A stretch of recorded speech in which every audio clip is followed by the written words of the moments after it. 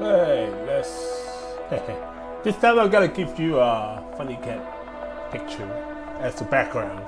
This cat is really, really funny, I think. And I love cat. I have cats.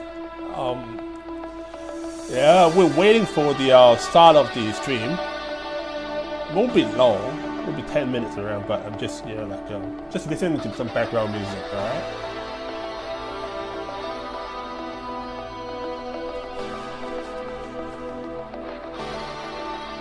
And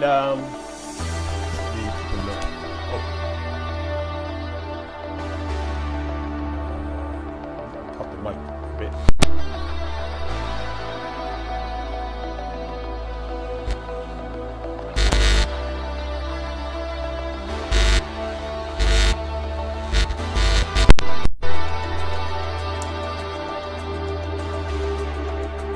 Okay, the music a bit loud, so what I'm gonna do is I'm gonna lower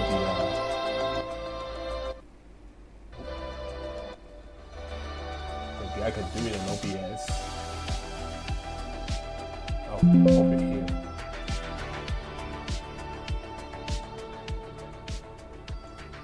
Desktop audio 1. Desktop audio 2. Is that better? Yeah, let me check.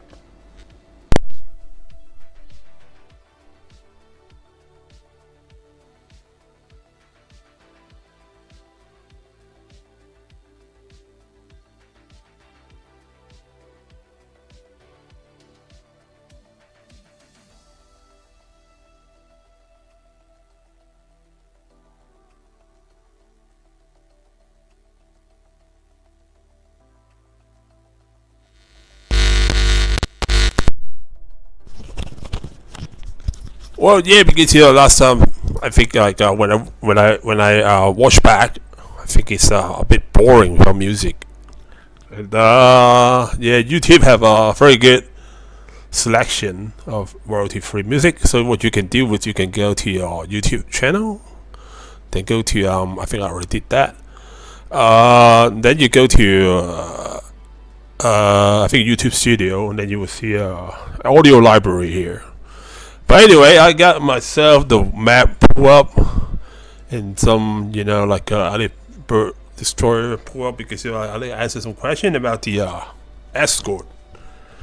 So we just wait for 6 o'clock for it to begin, and it should be a dandy.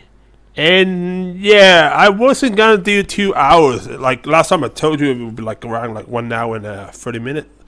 That's maximum, but because the question, I just can't leave the question alone. Like, no question get left behind. Anyway, yeah. So, and today what we're gonna do is I'm gonna give you a summary of what happened in Iran last week. Then, well, actually, pretty much nothing. I mean, not nothing, but not changed since like the war started 2 weeks ago. And what I'm supposed to look at in terms of like intelligence level and stuff like that, and why there are no breakthrough.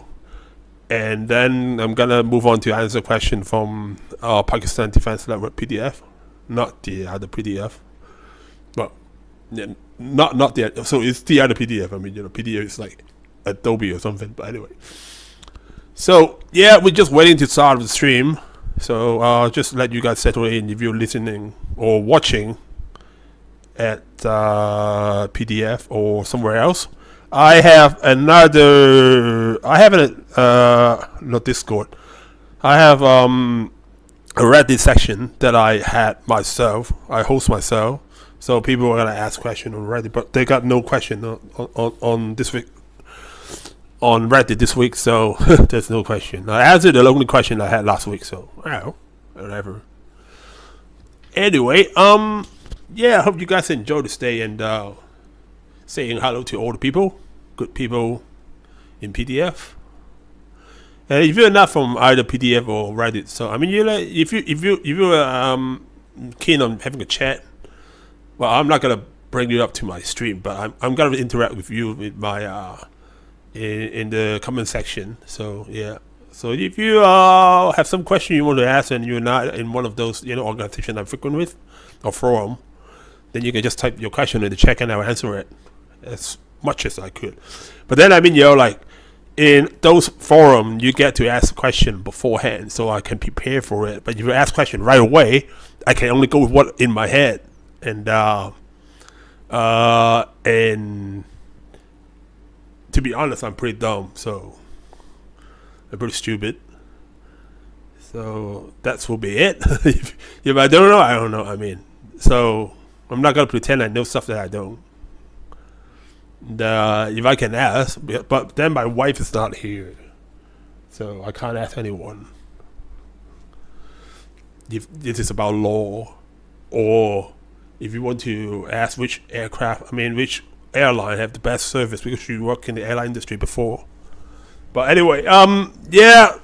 So we are like 2 minutes to live, and I'm gonna post a link on PDF now.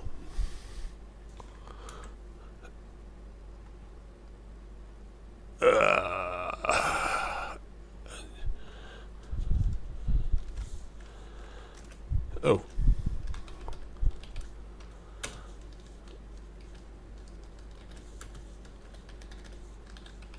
Episode 2. Live now. Watch it here. Alright.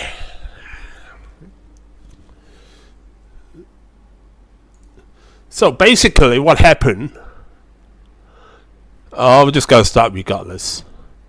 So basically what happened last week is I think actually two things happened. First of all, the Iranian, why would it, I don't know why Google Map hash out the red here. This is the Strait of Hormuz. But anyway, probably because it's fighting now or whatever, I don't know. But anyway, first of all, the Strait of Hormuz is blocked, and they're trying to at least mine the channel. I think the U.S. Navy actually sink of it. Some of the Iranian boat doing that, and the other thing is U.S. military started attacking Car Island, not Car. I don't know why it's a Car. I just don't know if it's a car, whatever. That's a Google thing, not my problem. So what happened is this island is the island that Iran have for oil storage, and basically what happened is they have undersea oil well in Iran, and they pump oil to this island, and then you got ship. You see those two things? This is the dock, and then you load up at the dock like this, and then ship it to the through the Strait of Hormuz to, well, Iran oil is usually for China or Southeast Asia, like Indonesia. But yeah, so American attacked the heck out of this island. What they said is it's only a military target. I happen to watch some of the satellite image. No, I think they struck some of the oil depot, and also some like exchange and what's that called, electricity thingy, and the airport as well. Well, you can call airport a military target. I don't know. It's up to you. But yeah. So the big question is, will American invade? I don't think so. I will explain later on, but I don't think they're gonna invade.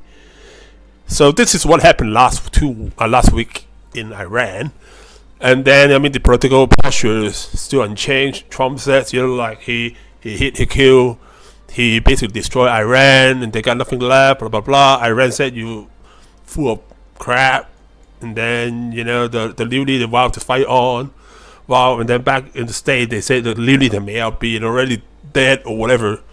Those kind of things, you can figure it out. And then Israel and U.S. keep bombing Iran. Again, the same old. I don't know why they keep bombing the. This is Iran, all right. They keep bombing the northwestern sector. I don't know, because I watch shit on YouTube, so I don't know if I can actually do that. But they're discussing the target opportunity. So what happened is a lot of them are gonna be like here. It's gonna be SAM, or A2AD, anti-air aerial denial weaponry system, or what you call. I mean, like that will position to stop this country from attacking them. That's why like most of the thing is on the northwestern side of Iran. So most of them are gone. Estimate 60 to 80% are gone here, and then some of the coastal thing was done because they are targeting Navy, the Iranian Navy. There were three. They sunk 3 Iranian Navy frigate. I want to say it's a frigate, and I don't know. Not lazy. What the heck? What?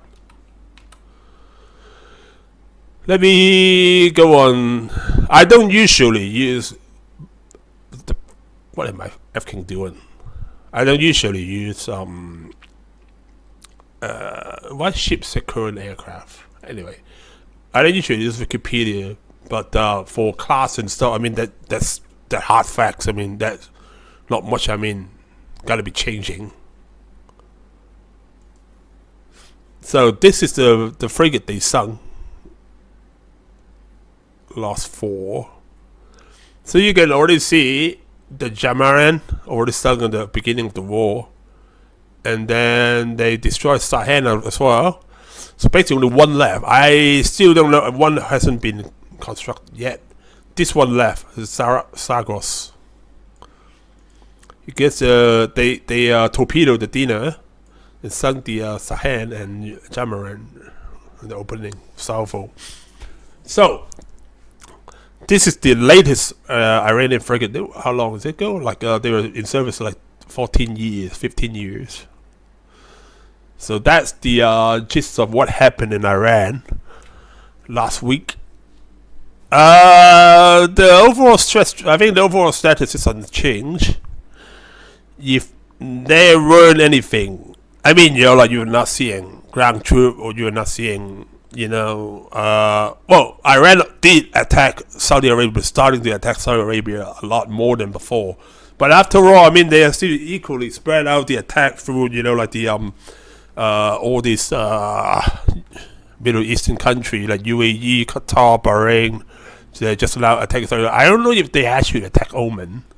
I don't think they do, or maybe they have. I'm just not sure, because I've been reading and watching and looking at a lot of reports, and I just forgot sometimes. So yeah, this is the latest situation update. Let's just say update, all right. So what's going on now? What's going on now is we probably gotta go to the third weeks of war between U.S., Israel, and Iran, and then they gotta drag Kuwait, Bahrain, Qatar, UAE. Maybe they gotta drag it into the fray, but I would say they're still a bit, like put it out, put it down, no matter how you say it. They're not trying to retaliate, which is good. Well, the thing is why Iran doing this is because they want to escalate the thing so that it will become a regional thing. And what America don't want to get involved with another one of those is another regional war like we had with Iraq and Afghanistan. So when this become a regional war, that gotta put a lot of pressure in the US, because they can't just stand playing and attack them anymore. They will have to, like the US have to be like in proactive. So they have to like protect the personnel and attack maybe more sophisticated system with, and more strategic, what we call more strategic concern about this war have to be laid out, and American public won't be able to digest that another war that quick. So that's what Iran trying to do. If that was me, I won't do it, because I would just accept you can attack Iran. It's not going to destroy them. I mean, unless anything is, I'm not saying okay, but everything else is okay except for boots on the ground. So if no boots involved, then you can attack Iran it doesn't change anything. I'm not saying that's okay. I'm just saying it won't change anything. They won't give up the government, the whole Iranian regime. They won't give up the nuclear weapon, and they won't give up anything. They will just attack it with aircraft and missile. That's just the way it was. The only thing you can stop that is from a ground war, or you can pull a regime change, but that's not going to happen unless you have a very big and popular group in support of that. In Afghanistan, we have Northern Alliance, which even though we left Afghanistan, now they're still fighting the Taliban in the I'm gonna butcher all the name. Panjir, something like that valley. I don't know how to pronounce it. I know the name, but I don't know how to pronounce it. I'm shit at pronouncing stuff. So I mean, they want to try. I think they did try to use the Shah of Iran, the successor, to try to pull one up, but that's not gonna go anywhere. And so if I was Iran, I would just let it go. But I mean, because the thing is, if you attack Kuwait, you attack UAE, you attack Qatar. Yes, you escalate the thing, try to have American back down. But it could also be, blown back in your face if they actually join the war. Right now, nobody like Donald Trump, so nobody is partaking it. But I mean, you push come to shove. I already put it on the PDF already. Say you push come to shove, and if you're hurting their bottom line that much, they gotta join up against you. They're not gonna say, okay, you're hurting me now that much, and I accept that, and then I ask the Americans to stop doing whatever they're doing to you, then alleviate you. No, they're not gonna do that. They gotta go with the American, and then I don't know what they will do if they did that, but if they are doing that, that will become a regional war, and in one of that, Iran would be very hard on fighting it, because you're not just fighting Israel and America alone. But I'm usually on the more conservative side, so I don't gamble that much. This will be a gamble. If this work out, it's work out nice for them, for Iran. But if it doesn't, then it will be really brought back to the face. So that's what the situation is now.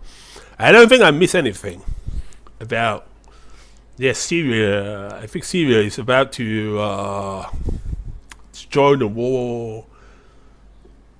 Is that Syria about to join the war on Lebanon or something? I think I heard it somewhere. Not sure. I just think I heard it somewhere. I can't even know. Oh, and Cyprus was attacked. And this one. Well, what happened after Cyprus was attacked was the UK will take a defensive posture in Middle East. Probably most of Europe will now.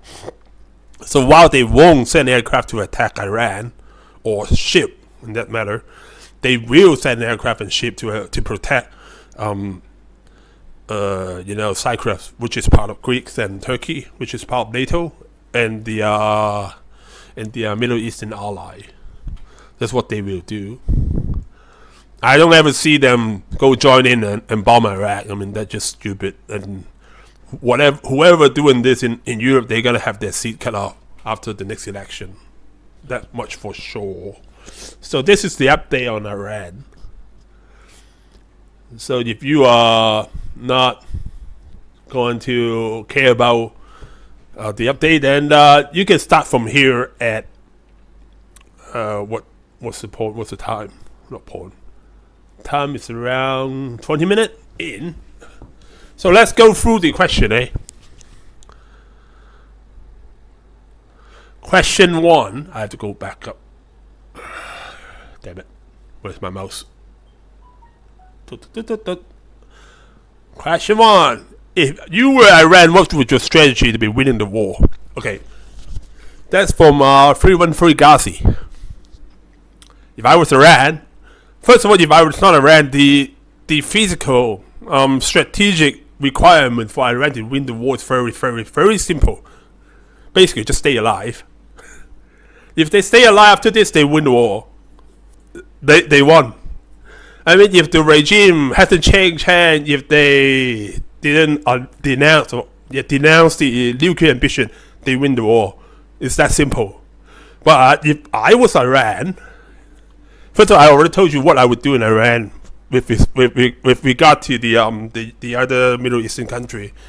But if I was Iran, the key is here, because what's new? Microsoft. Because of this. No.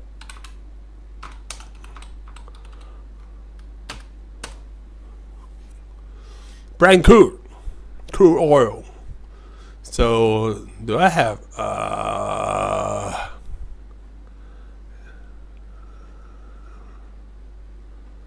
definition?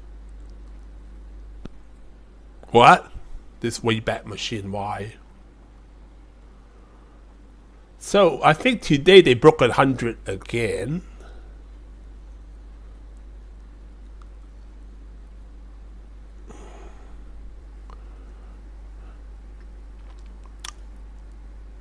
Future market install this. Can you show me the stupid price? Oh, here. Sorry about that.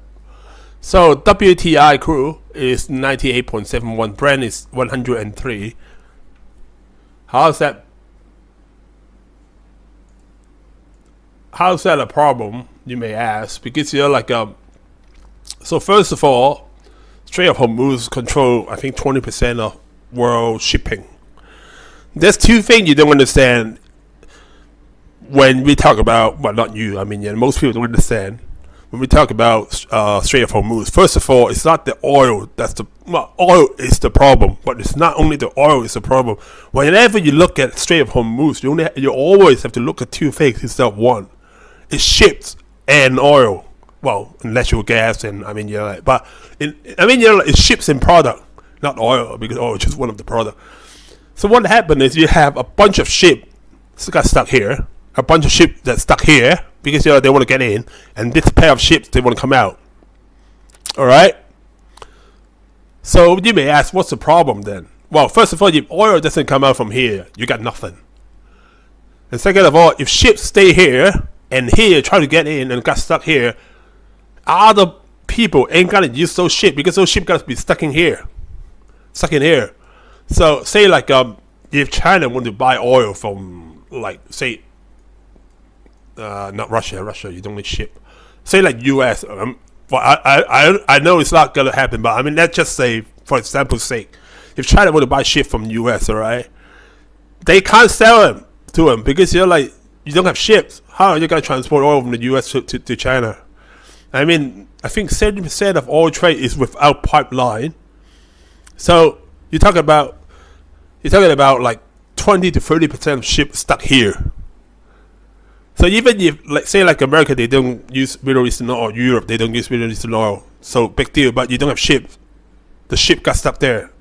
It's not gonna do anything because they gotta be staying there until the thing is over. And you don't have ship to transport oil, to sell oil, to buy oil. You don't have nothing. So that's the problem here, especially when you are like India or China or Philippines or whatever. All those countries use oil from Middle East. They don't have oil, then they either stuck deep into their reserve if they have one, or find an alternative market. So most of the East Asia, they can use Russia. Japan can't. South Korea, I don't think they can do it because they have to come through North Korea. But Japan and South Korea won't be able to. China, India, Vietnam, they can. Philippines, they can't, because you have to have ships. Even if Russia say, I will sell it to you for whatever, how much money was the they don't have it here. Anyway, for whatever euro price, what they're saying, they can't because they don't have ship to ship you that oil. Same with Australia. So I mean, that's the number one problem, and why my think is number two problem is the oil not coming out. Well, now it's still okay because the war started 2 weeks ago, right? So there's traffic as of 2 weeks ago, but those traffic will be already left the area and en route. say like a ship from Strait of Hormuz to Australia is like 18 days. Then whatever the last ship leave the strait will arrive in 4 days. Afterward, nothing. And even if they start reopening the strait today, it's gotta be like 18 to 20 days before the ship arrives, in Australia, in China, or whatever. So that's not gonna change in like 2-3 weeks, and they're not gonna reopen it this week or next week. So you're talking about that is the delay hitting of the market price. So what if I was Iran? What would I do? I would control the strait. Close it, block it, however you do it. Don't let any ship pass through. Any day it doesn't, it stopped traffic. It's a good day for you, even though you're not selling anything. I mean,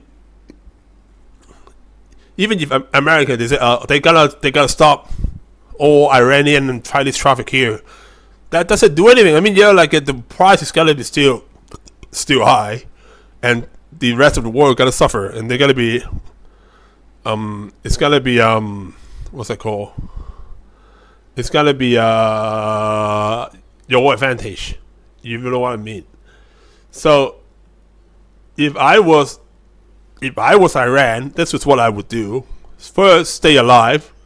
Don't change anything. Alright? If you change anything, you lost. Just stay with the structural, and stay with the same administration, and stay with your overall aim. That's how you win. You don't need to do anything. They can bomb you. They can do whatever, or however they want. They can destroy you, whatever. But that's just surface damage. They're not doing shit to win this war. They can never. Let's just say the U.S. and Israel can never fulfill the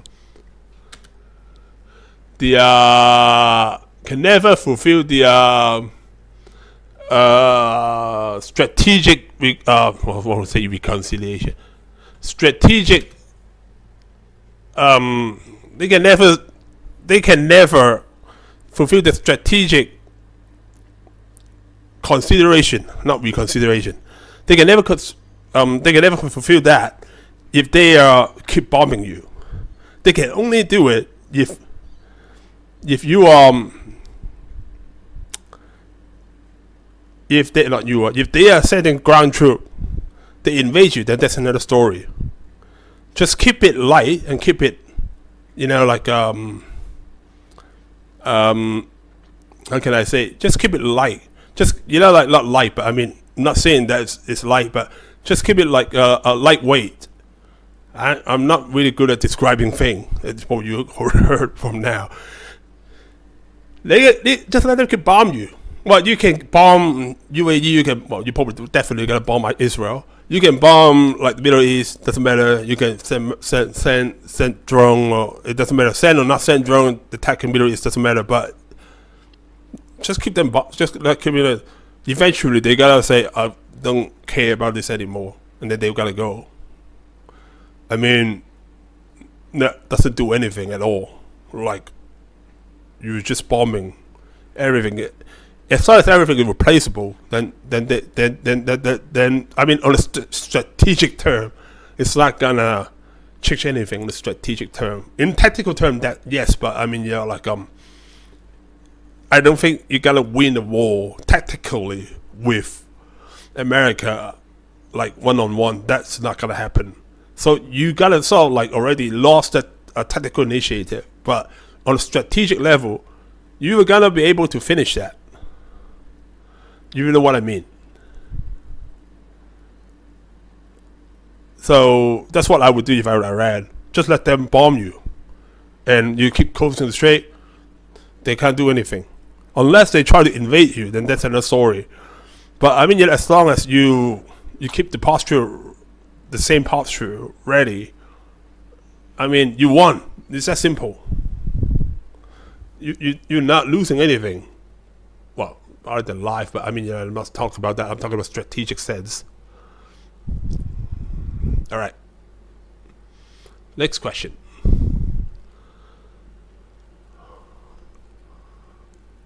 What do you think the feasibility of U.S. Navy opening up the Strait of Hormuz via escort tankers? That's from Tanda. The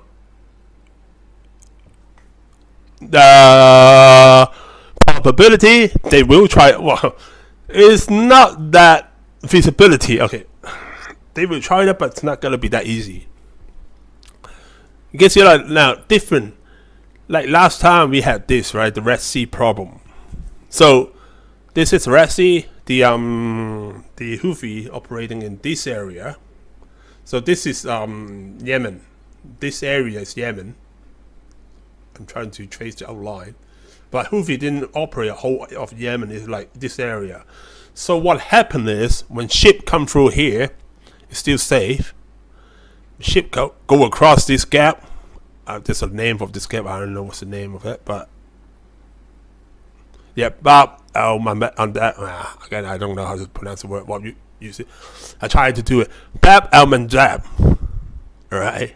Anyway, so when ship pass through this strait, probably will still be safe, right up to here, around our. Oh man, why does it have to be Middle East? And I don't know how to pronounce all the names. El Hudaydah. Anyway, just around this corner of Sabib, just around here. Then it's not safe. So this part you need escorting all the way up to probably through this Al Khunfada.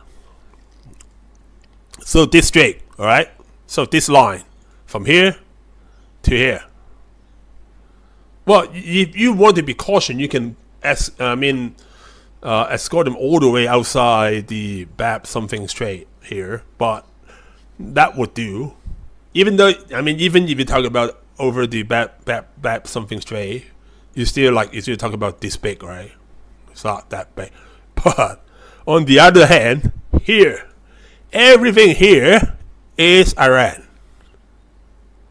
I'm not gonna go over the island.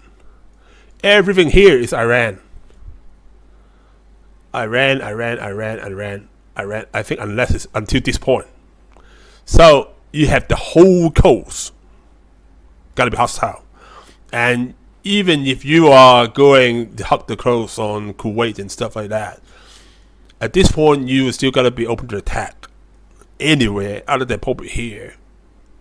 So what happened is if you want to escort them, you have to escort from constantly from here all the way go over the Strait of Hormuz and all the way here. I do think it's the end of Iran here because Iran Shah is here, so it will be Iran here all the way through here. You probably go south through Muscat, but you're like that's a lot different than just this bit. So what do you do here? If you want to escort ship here, like through here, all the way through, probably this point, you probably have home free after this point. What you need is constant escort, line up across the coast of Iran. Because you can't just move, because if you move, that's a very long stretch of sea. You're gonna get attacked here, you're gonna get attacked here, you're gonna get attacked here, then you're gonna get swarmed. So you can't just like doing World War II escort, follow them in a box formation. You have to literally line up like old Navy. You have to line up a gun line across the sea. If they shoot, you shoot back. That's how you do escort in Strait of Hormuz. Because if you move with the escort, you're gonna get overwhelmed. They gonna, if Iran was smart, if you do like a box formation escort, first of all, it's so small you can't do box anyway. You talk about like maybe if you box, you probably like 4 or 5 ship abreast. How big is the group you're gonna be? It's not gonna be that much. So that's not gonna happen. Oops. Wow. Sorry, I shut down my YouTube. Just give me 2 seconds and maybe boot it up.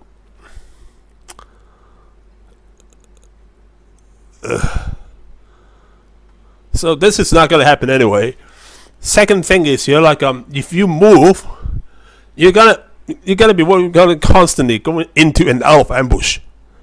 That's not gonna be, especially you have limited amount of weaponry on board. So if you go with like here to here, you expect half the missile, then you only get half the missile to finish all the journey left. So you can't do that. You have to be like all the ship, like one after the other, line up around the Iranian coast, and then when they fire, you fire, or when you know they are gonna fire, you fire.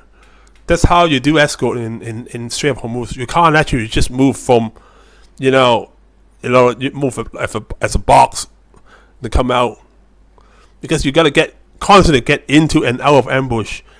It's like if you drive through a road, every 10 meters you get an ambush. You're not gonna survive. You can't survive 1, 2, or 3. That's not gonna happen. So if you want to escort ship, like here, you can move with the ship because it's a small stretch.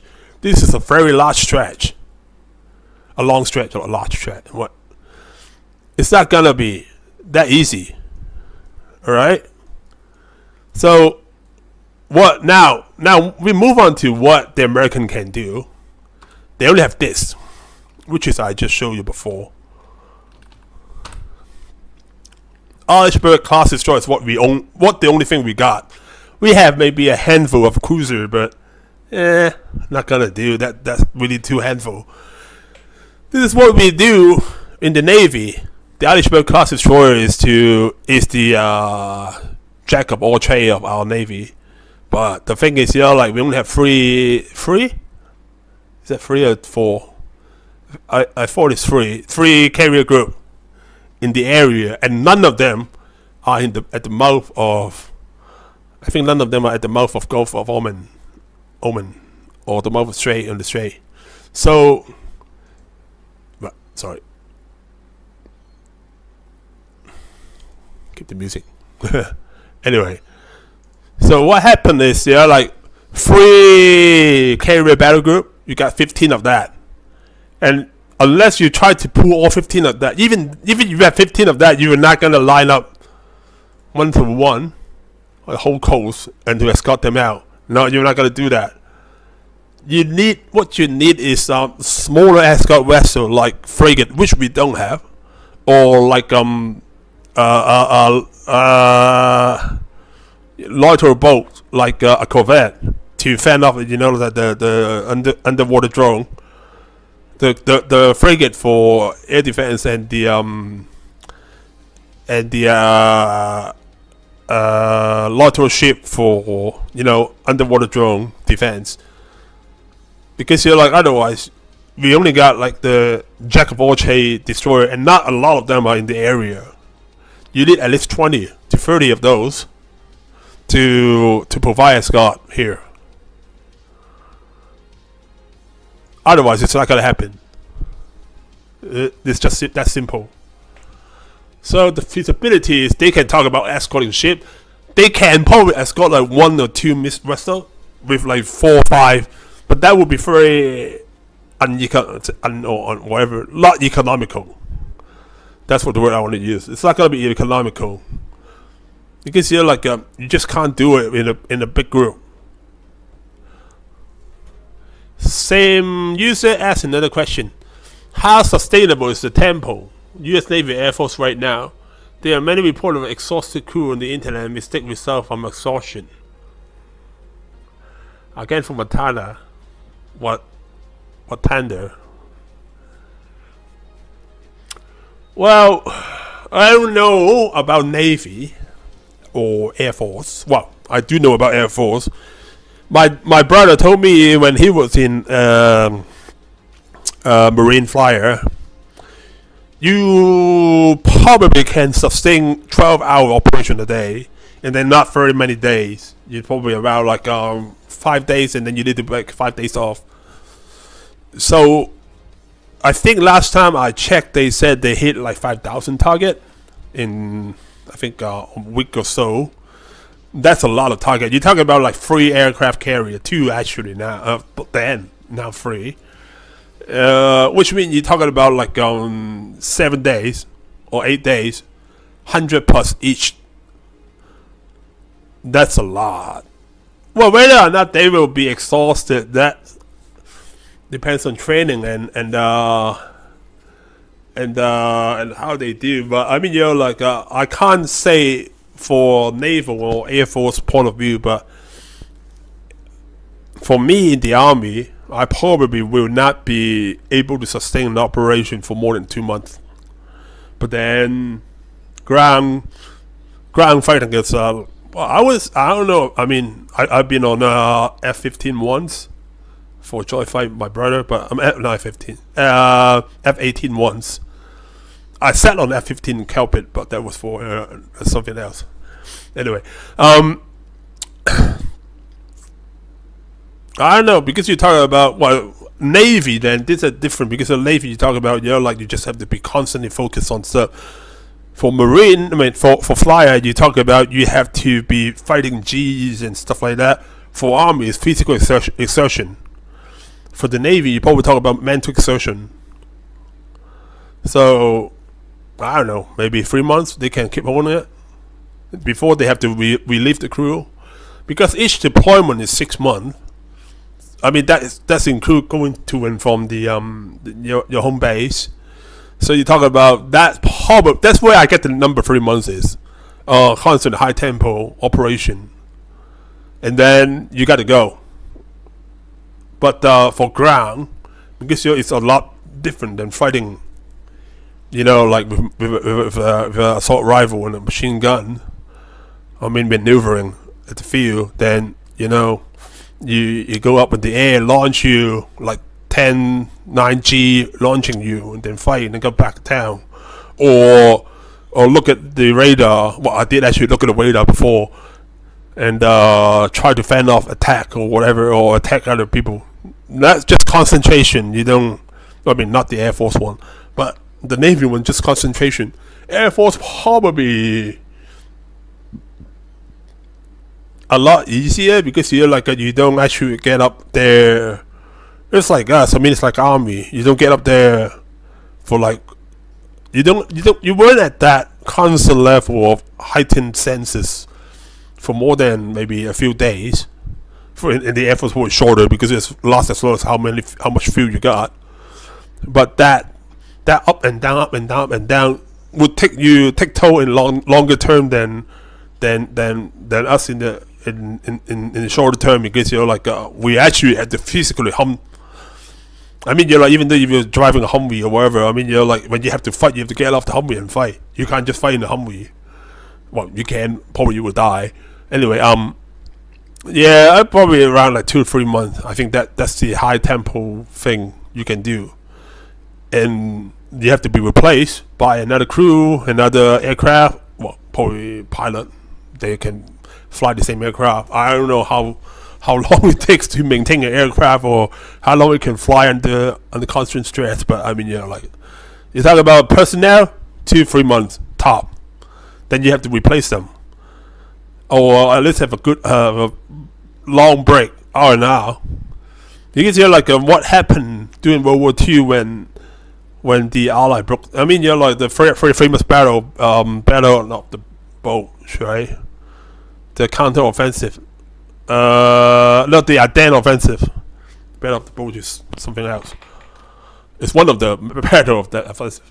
So what happened in the counter-offensive in Ardennes, during World War II, is when you had rotate. I don't know why they rotate an exhausted army, like the 1st Infantry Division and some of the replacement division at Ardennes Forest. Probably because they think they're not gonna break through it, and they don't have enough asset to break through it.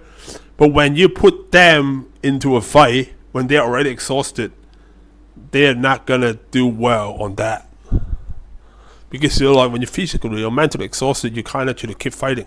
The equipment can last longer than men. That's always a given. But whenever you have what's that called? You have prolonged combat. When you have prolonged combat, you have to because like now. I mean, missile that's okay. You just fire a missile from say like B-52 flying from stateside. I don't think they fly from stateside, right? I think they flying from like Azores or something. Anyway, for B-52 crew, they go up from whatever base they are, either in Puerto Rico or on the Azores, fly to the area, drop the payload, and then go home. They are like what, airline pilot, more than likely, because for them you just go into from A to B, and then go back. Well, you drop missile, but that's the missile job, not yours. So for Navy personnel, you gotta get constantly in the stress. But the thing is, you're like, I think you also have like different crew you can man. So like there's like, is that like the 4 or 6 ship in the Navy? I forgot. I think it's either 4 or 6. Shift means you're like, you got a watch, what they call watch. So I think you got 4 watches in the Navy, so they can rotate it. So when the person, like I've been staring at the screen for like 2 hours or 4 hours, whatever, I get the other 16 hour off. Then that person will gotta be refreshed, come back for the job. That's not gonna be a long solution. I mean, for dealing with long-term solution, but it's better than nothing. Because we are not fighting a ground war. Ground war is the most exerted part. When I was in the field, I can do like a mission no more than 7 days. Then if you do more than 7 days, you're probably gonna get killed or become a prisoner of war, because you're like there's no way you can fight. Get into the thick of the not thick of the jungle. Get into the thick of the firefight for 7 days straight. Normally, firefight lasts maybe a few hours. That not maybe a few minutes. The bigger one lasts a few hours. The one that made into movie or TV that lasts for like a few days. Not that many battles that have last making it into movie or TV. So for ground war, that's different. But we are not fighting a ground war now. We are fighting a air war now. So that's a yeah. I would say human factor, you have to change every 2 months, 2 to 3 months, and equipment factor, you have to change it like every 6 months. I am not sure about equipment, not really quite sure about the human factor, because the one that I am sure of is not used here. You see what I mean? I know something because my family served in the Navy, but they never tell me how tired they are when they are on a ship, right? I mean, they're just not that way.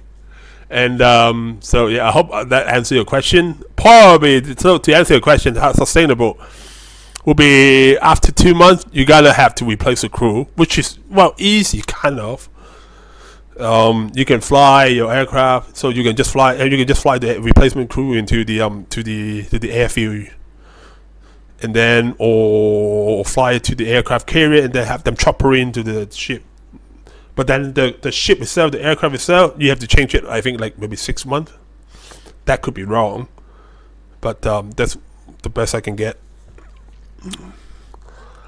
But if you're talking about ground crew, I mean, if you're talking about ground invasion in Iran, probably you gotta do like every month. If you keep doing this, you keep doing the high tempo warfare, like what the Russian is doing to Ukraine. You have to change every like 6 months. The people, they gotta be done, because you're like afterward. If you put them more than 6 months in that high tempo, I know people that went to Ukraine to fight the Russian.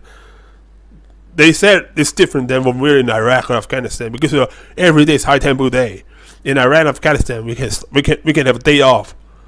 We can, I mean, as long as because we control the land that we are in. In Ukraine, you don't, because they gotta push shit at you, like drone, artillery, rocket, whatever. At most in Iraq and Afghanistan, they gonna shoot you up with some mortar, and then you will shoot it seriously, but you may say, haha, that's mortar. I mean, not haha, but I mean, it's not a big deal. They sound running, you duck for cover, you go for some cover, and then the rolling gone, and you come out. That's it. Well, not saying that's nothing, but it's not like You know, like you got drone over you. When you move out, they got drop you a grenade. That kind of situation. That kind of situation. If we are fighting Iran in this, then you talk about like maybe 1 month. Then you need to go. The person, the soldier, if they don't want to be like making mistake or have them fall into psychological casualty. But we are not talking about this area. Not this area. We're not talking about this kind of warfare yet. So, no, maybe 2 months for people, 6 months for equipment. That's all I can say. Next question, Eugene P. Eugene P. asking about the Iranian attack frequency. It seems like it seems like Iran have tapered off in the last 4 days. Is it because of lost satellite data, or do you think Iran has been degraded to a point launching single-digit missile? I don't have a source quality data to know. Do you want to know why? Well, I think it's two things. First is they try to make it last longer. Well, because it is the sensible things to do, and you can only like sustain a high tempo warfare if you are on a limited budget like Iran did. So what happened is they attack. Like when you attack me, I attack you back. So the first couple of days, they attack everyone to try to escalate it. You gotta use a lot more munition than you want to, and then as time goes by, like you go into the same thing. Like you probably send some F-16 or Israel send some F-16 or American send some F-15 bomb your border. You don't need to reply to that. That's how it goes less and less and less. But the second part is what I'm thinking is they have the mean. They did have the mean to launch those attacks, and they just not launching it now, which is not strange. But on a strategic level, you want to win. You can't be predictable. Does that make sense to you?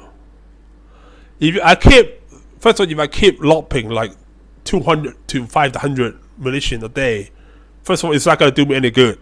Second of all, you kind of expected what I'm going to be doing, because if you get into the routine, then all element of surprise is lost. It's just that simple. So what I'm thinking they are trying to do now is just one thing.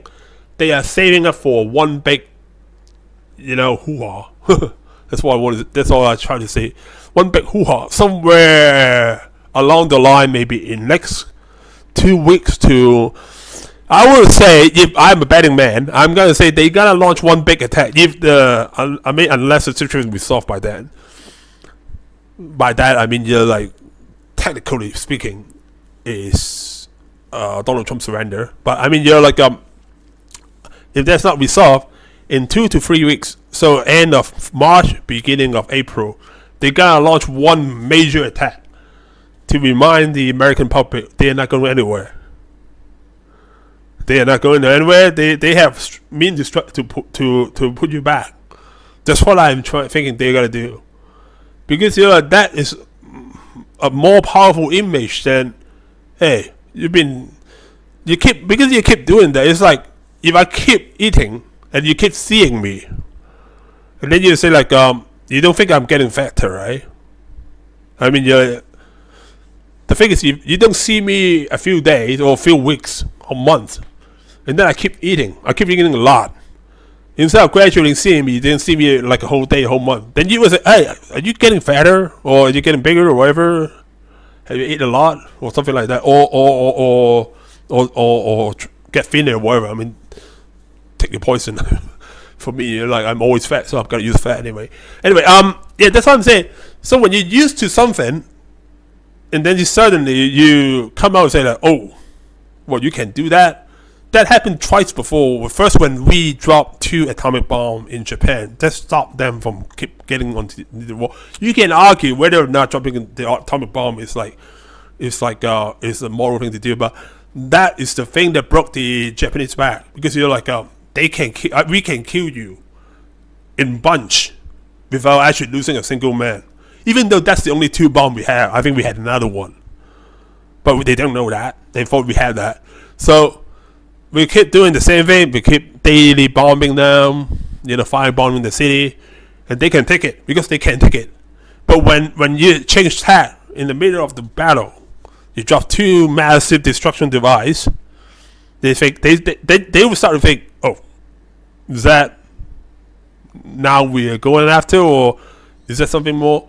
Even though you don't have it, I mean, you probably have not. I think they have three nuclear device. They only use two.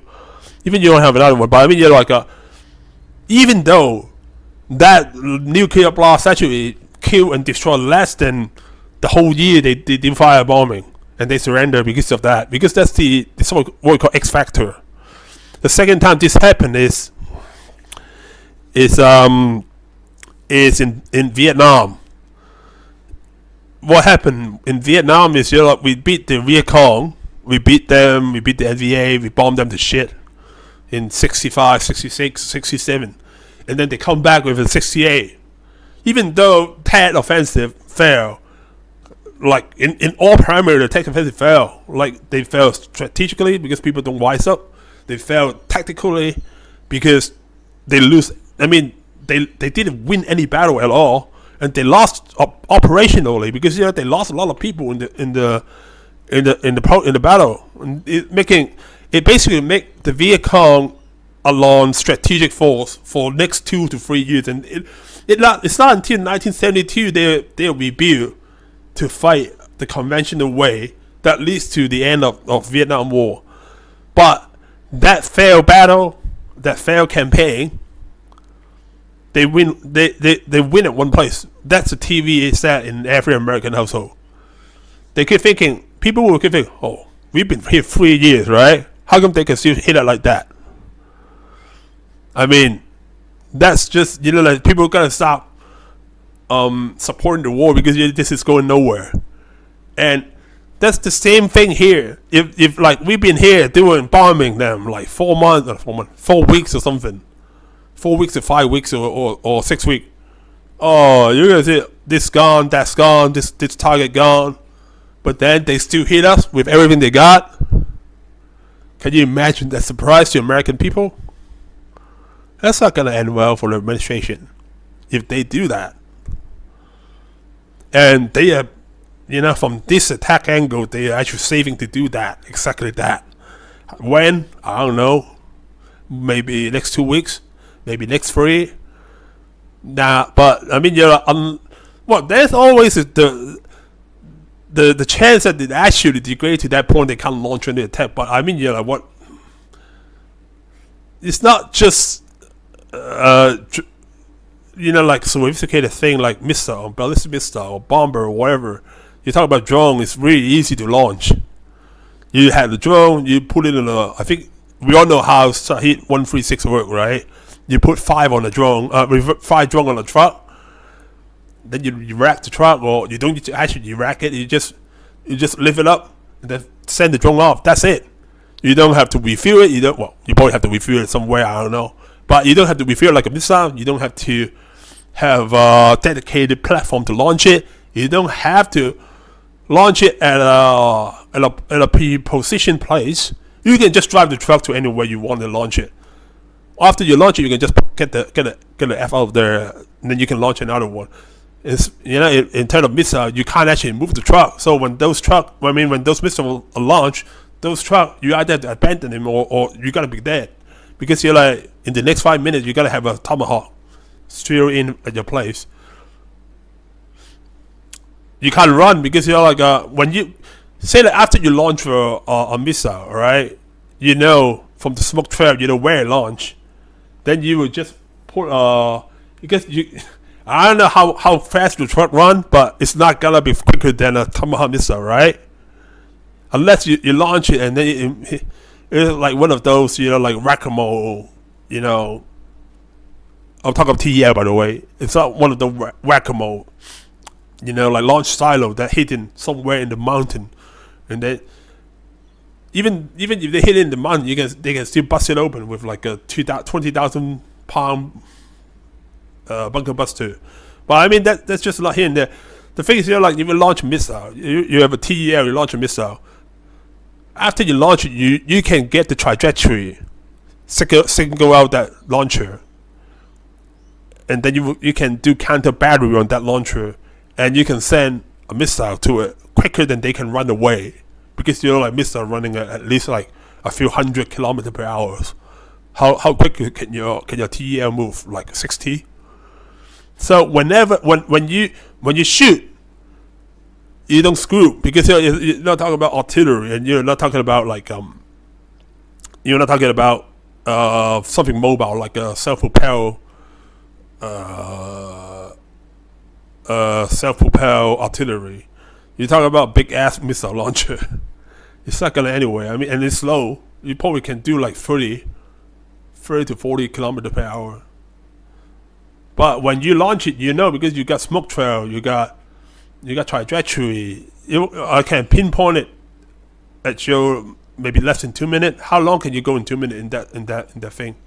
And once I pinpoint where you launch a missile from, I gotta send a missile to you, because I gotta have asset here in the sea or in the air, like flying ready, ready 540, waiting for a straight package.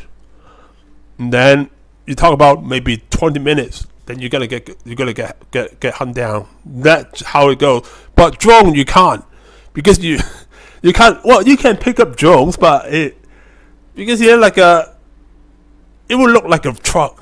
You could just hit a truck, and trucks everywhere. So how are you gonna hit? So what's funny is when you look at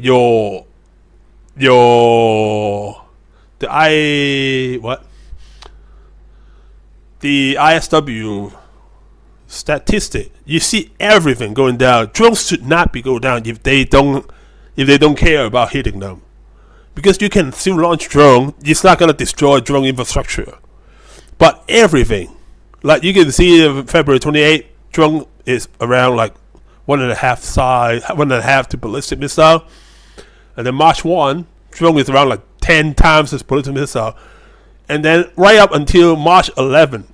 It's around like 3 times only. I mean, drones should not be at no point like that. If they are doing that, that means they're saving the drone for something else. It's not like they can't manufacture the drone. They can. I mean, you can build it. It's like in the backyard, and if not, you can still buy it from Russia. Russia making them, or China. Well, China probably not gonna sell you those, but so. The key here is the drone number. Drone number went down as well, means they actually saving it for something, and that's what I'm guessing. That's why I'm guessing they are gonna do like a drone equivalent of elephant walk. Well, not elephant walk, but I mean, like they just gotta cover. They gotta send it all at once. Big attack in maybe 2 to 3 weeks, and then just remind we're still in the game, and that's how they gonna go. Yeah, that's what I think. I don't think they have probably missile. Yeah, the missile capability is probably gonna be done already, because they're like not done, but I mean they probably still have some left. But because missile, when you shoot, that's it. You're not gonna go anywhere. That missile is toasted, and then you have to have a new TEL, because that's high value target. When you shoot, they gotta pick up from the smoke trail, from the trajectory and stuff like that. They can calculate very quickly, and you can't run that quick with a missile truck, because it's very distinctive, and it's very big and very slow. But drone, you can set it, you can literally launch it anywhere and everywhere. That doesn't make sense for the little drones. But that's another way. But I don't think that's explaining it. Is that they just lost the appetite to attack, or they figure out, I mean, Israel gonna intercept war or stuff. Why do we waste it? I don't think that's gonna be the case. So this will be the end of today's Q&A. I hope you guys enjoy it. And if you have any more questions, feel free to ask. Again, we're gonna keep doing this till maybe I got bored. Maybe the Iranian war is finished. I don't know, but we're gonna keep doing this. So we have another episode coming up next week, next Sunday, 6 p.m. 8 Australian Eastern Daylight Saving Time. And yeah, that will be it for now. I hope you guys enjoyed today's stream, and this is right now. Well, I start like maybe 5 minutes earlier to do some testing. That doesn't count. So we got like 1 hour. Okay, I will see you guys soon. All right. Comment on my post, or you can comment on Pakistan Defense Forum. My name is Jhungary, and I was a vet, not animal vet. I served in Afghanistan and Iraq, 2003 and 2005. And I was 19A cavalry officer, and then eventually I am intelligence specialist, intelligence officer. All right, I will see you guys next week. Have any question, answer, or any comment or any feedback, or you think I'm shit and you like my podcast, or I should change this or change that? Let me know, and I will do it next time. All right, thank you, and have a good evening. Bye bye.